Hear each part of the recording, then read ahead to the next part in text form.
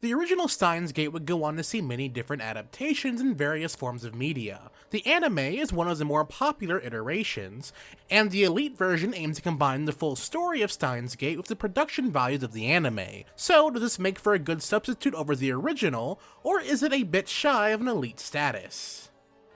Okabe Rintaro is a college student obsessed with living a mad scientist fantasy. He spends his time with his childhood best friend, Mayuri Shin, and super hacker Taro Hashida, creating experiments together in their lab deemed the Future Gadget Laboratory. While attending a seminar, Okabe Rintaro encounters the dead body of a girl who apparently knows him, and when he tries to tell Itaru what happens, he finds himself in a world where the girl never died, and a suspicious satellite crashed into the building. The story of Steins Gate is a tale of heartbreak, laughs, and time travel. The time travel story is executed with near perfection, focusing on string theory and alternate worlds. Okabe Rintaro is the only character in the game that has awareness of these world shifts, causing him to know about the tragedies he will have to endure. This story is incredibly well written, with a cast of characters having unique personalities and endearing character arcs that evolve them throughout this adventure.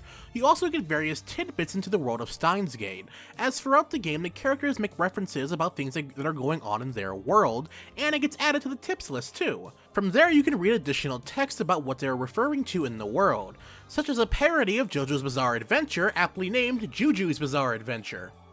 The only gameplay elements involving Steins Gate are a bit static. You have the phone feature, which allows you to unlock different wallpapers, or you can have conversations with different characters that can lead to their different endings, and as well as finding the true ending. And aside from the visual novel experience, the game is entirely made up of reading text, meaning the excellent story is the main focus here. However, unlike the original, Elite may just be the best way to play it for someone who isn't a fan of the genre. The original artwork is entirely replaced by animated scenes that move along with the dialogue. The art style is based off the anime adaptation, which means the art direction of the original Steins Gate has been completely lost to the void. It's a nice way for newcomers to have a different way of enjoying this amazing story, but the animations don't really flow as well with the text, and it winds up looking a bit choppy at times and a bit stilted. On top of that, the art direction isn't as good as the originals. There is a benefit to playing this over the anime adaptation, however, as Steins Gate Elite has all the endings animated instead of just the true ending, giving fans the option to see everything flow in motion.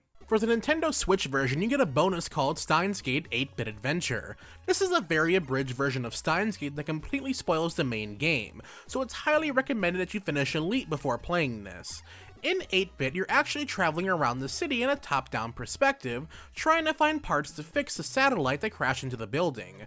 You go around acquiring information on parts, talking to characters that appear in the main game, while also listening to 8-bit remixes of the game's entire stellar soundtrack. Honestly, it almost makes me wish there was an 8-bit version of the entire main adventure, as this small bit makes me want to have a lot more, as it could be a fun twist on the presentation.